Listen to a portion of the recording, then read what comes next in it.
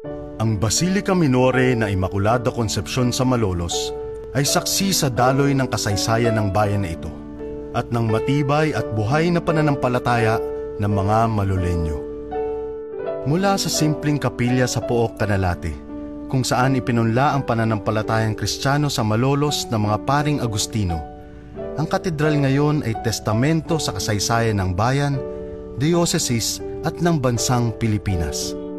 Ang simbahan ay sumailalim sa ilang pagbabago at pagawain para sa paghahanda nito sa pagpapasinaya bilang katedral pang diocese. Gayon din ang pagpapasinaya sa una nitong obispo, Manuel del Rosario, noong Marso ng taong 1962.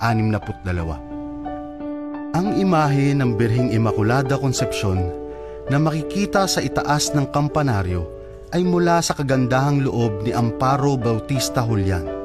Ang patrayangulong palamuting pinatingkad lalo ng nakausling pasimano ay makikita sa ibabaw at gitnang bahagi ng harapan. Kasama sa dekorasyon ang mga animong sulo na palumuti sa ibabaw.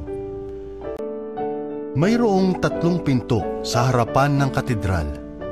Ang pinto ng muling pagkabuhay, ang pinto ni Maria, at ang pinto ng buhay na siya ring tinatawag na Jubilee Door. Ito ay bukas tuwing taon ng Jubilee.